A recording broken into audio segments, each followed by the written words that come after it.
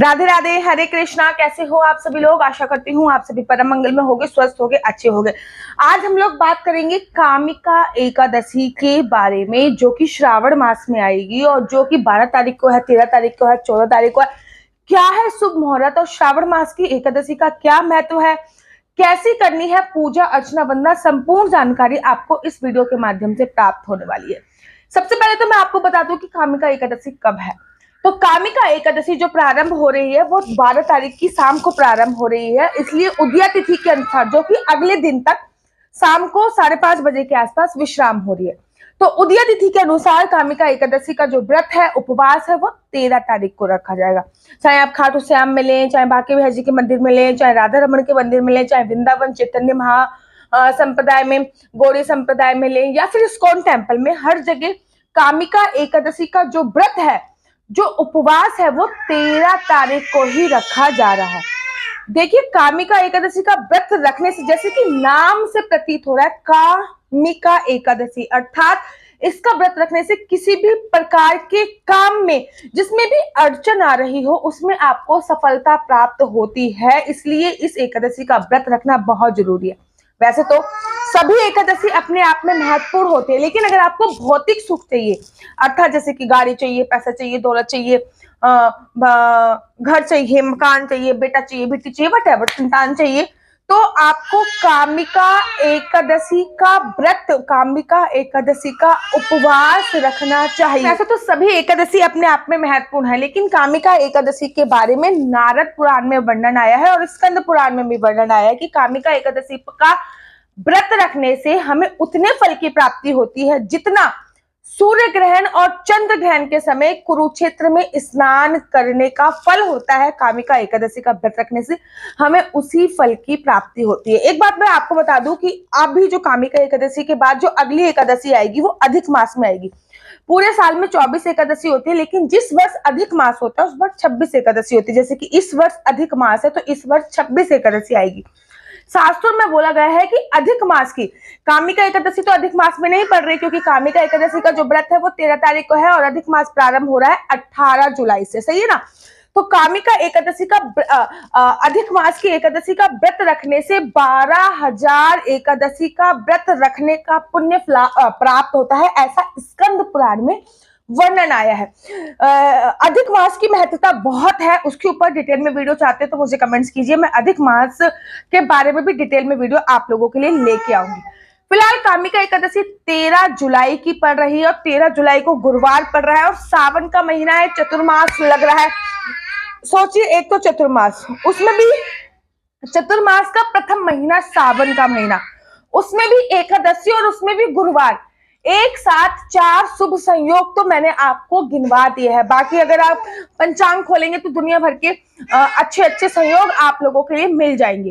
तो गुरुवार को अगर एकादशी पड़ रही है तो उसकी महत्वता अपने आप में भी बहुत ज्यादा बढ़ जाती है। और श्रावण के महीने की जो एकादशी होती है, इसमें भगवान शिव के भी आप पे कृपा दृष्टि बरसती जाती है। सुबह सुबह आप विष्णु भगवान की पूजा अर्चना वंदना कीजिए, शाम को आप भगवान शिव की पूजा अर्चना वंदना कर सकते हैं। तो सुबह सुबह जब आप भगवान विष्णु की पूजा अर्चना वंदना करेंगे तो आपको किस प्रकार करना है वो आपको बताती हूँ। एकादशी का जो व्रत होता है वो त्रिदिवसीय व्रत की श्रेणी में आता है। एक दिन का नहीं, 2 दिन का नहीं, 3 दिन का व्रत होता है। वो प्रथम दिन अर्थात 10वीं तिथि की रात्रि से ही आपको सभी नियमों का पालन करना होता है, जैसे कि पृथ्वी शयन करना होता है, जैसे कि एक समय 10वीं तिथि पे भोजन करना होता है, जैसे कि आपको कटहल नहीं खाना होता, मसूर की दाल का सेवन नहीं करना होता, मांस मदिरा लहसुन प्याज से भी दूर रहना होता है। श्रावण का महीना चल रहा है तो पृथ्वी शयन करना होता है। वैसे भी एकादशी से एक दिन पहले पृथ्वी शयन होता है। एकादशी के 3 दिन तक पृथ्वी शयन होता है। 10वीं तिथि को, एकादशी को और द्वादशी को पृथ्वी शयन का वर्णन शास्त्रों में दिया गया है। अगर आप फिजिकली फिट नहीं है, कमर में पेन है, तब आप बेड का उपयोग कर सकते हो, या फिर आप गर्भवती हो तो बेड का उपयोग कर सकते हो, या फिर आप अभी छोटा बच्चा है आपके, तब आप बेड का उपयोग कर सकते हो। ठीक है? वैसे तो पूरे सावन ही पृथ्वी शयन का वर्णन दिया गया। ठीक है? सूर्य अस्त से पहले आपको भोजन इत्यादि कर लेना है। उसके बाद आपको संपूर्णतः ब्रह्मचर्य का पालन करना है। एकादशी पे सुबह सुबह ब्रह्म मुहूर्त में उठा। देखिए, विष्णु भगवान की जो पूजा अर्चना वंदना होती है ना, वो सुबह होती है। भगवान शिव की पूजा अर्चना का वर्णन शास्त्रों में प्रदोष काल अर्थात गोधली वेला अर्थात शाम को है। तो सुबह सुबह ब्रह्म मुहूर्त में आपको उठना है। स्नान इत्यादि करने के बाद आपको पीले वस्त्र पहनने हैं, ठीक है ना। अगर पीले वस्त्र ना हो तो पीले रंग की कोई चुन्नी भी आप ओढ़ सकते हो। पीले रंग के वस्त्र पहनिए। पीले रंग के वस्त्र पहनने के बाद पूरे घर में आप गंगा जल छिड़क दीजिए। गंगा जल नहीं है तो आंवले का रस छिड़क दीजिए। और खुद भी जब आप स्नान कर रहे हो तो इस बात का आपको ध्यान रखना है कि गंगा जल से स्नान कीजिए, क्योंकि सावन का महीना चल रहा है। तो और ऑप्शन नहीं बताऊंगी। अगर गंगा जल नहीं है तब हल्दी डाल के स्नान कर सकते हैं और माँ गंगा का आह्वान करते हुए स्नान कर सकते हैं। अच्छा, किसी का गुरु कमजोर हो तो हल्दी डाल के 21 दिन तक आपको स्नान करना चाहिए, बहुत सर्वोत्तम माना जाता है। उसके बाद लड्डू गोपाल को स्नान कराइए। लड्डू गोपाल को स्नान पंचामृत से कराया जाता है और वो पंचामृत का सेवन आप कर सकते हो, कोई दोष नहीं लगता है, ठीक है ना। क्योंकि पंचामृत में सारे इंग्रेडिएंट्स, सारी चीजें, 5 चीजों से पंचामृत बनके बनता है। 5 की 5 चीजें वही पड़ी होती हैं जो व्रत में आप सेवन कर सकते हो। उसके बाद आपको अगर पूजा अर्चना वंदना करनी है और पूजा अर्चना वंदना करने के लिए सबसे पहले संकल्प लेना है। हमेशा कहती हूँ संकल्प लीजिए। संकल्प में सबसे पहले बोलना होता है श्री विष्णु श्री विष्णु श्री विष्णु। 3 बार आपको बोलना है श्री विष्णु श्री विष्णु श्री विष्णु। उसके बाद आपको संकल्प लेना है, जो आपका नाम हो, जो आपका गोत्र हो, जैसे आप व्रत रख रहे हो, निर्जला, निराहार, ठीक है ना। उसके बाद आपको संकल्प लेने के बाद संकल्प की जो सामग्री, वैसे तो संकल्प चावल से लिया जाता है, लेकिन निर्जला एकादशी है, एकादशी पे चावल से संकल्प ना लेके हम काले तिल से या सफेद तिल से या फिर सुपारी से संकल्प ले सकते हैं। इसका जो भी सामग्री है, जो हमने संकल्प लिया है, उसको एक लोटे में डालते हैं। जिस लोटे का जल हमें भगवान सूर्य को चढ़ाना है, उसमें जो सामग्री बची होती है उसको हम पौधों में डाल देते हैं। पैसे भी रखने होते हैं संकल्प में, उस पैसे को बढ़ाकर हमें किसी को दान देना होता है, ठीक है ना। अब उसके बाद संकल्प लेने के बाद एकादशी व्रत की कथा जरूर पढ़नी होती है, जिसको महात्म भी बोलते हैं। आप एकादशी व्रत की कथा पढ़ सकते हैं। आप एकादशी का महात्म कंपलसरी होता है पढ़ना, इस बात का आपको विशेष तौर पे ध्यान देना होता है।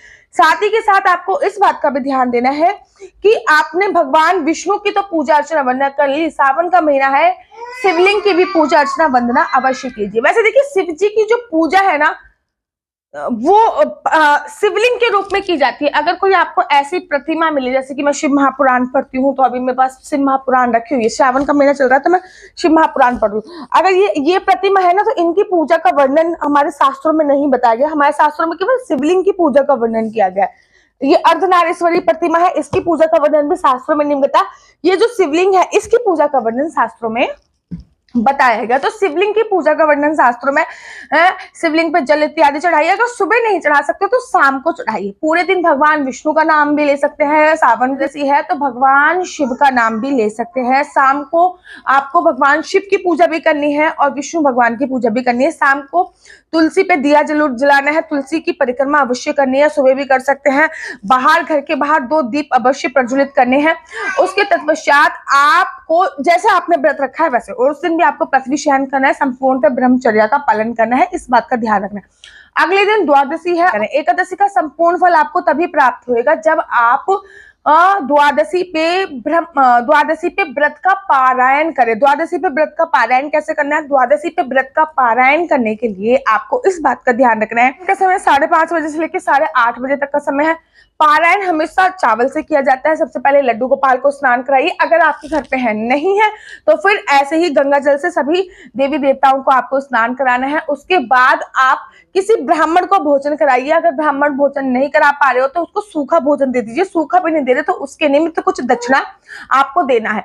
ब्राह्मण नहीं मिल रहा तो आप कुंवारी कन्या को या फिर गरीबों को भी भोजन इत्यादि करा सकते हैं। उसके बाद आपको खाना खाना है, जो पारायण करना है। जो भोग आपने लड्डू गोपाल, बाल गोपाल के लिए रखा है, वही भोग आपको खाना है और उससे आपका व्रत का पारायण करना है। पारायण करने का एक पर्टिकुलर टाइम होता है, एक पर्टिकुलर समय होता है। उस समय पे पारायण करना बहुत ज्यादा जरूरी होता है। तो ये है कामिका एकादशी की संपूर्ण जानकारी। आपके सभी कामों को पूरा करने वाली होती है। संसार के सभी भौतिक सुख आपको प्राप्त कराती है कामिका एकादशी। आशा करती हूँ आपको मेरी वीडियो अच्छी लगती होगी। अगर आपको मेरी वीडियो अच्छी लगती है तो आप अपना यूट्यूब चैनल हरि बोल को लाइक शेयर सब्सक्राइब करना बिल्कुल भी मत भूलिए। तब तक के लिए मुझे दीजिए इजाजत। राधे राधे। हरे कृष्णा। हरि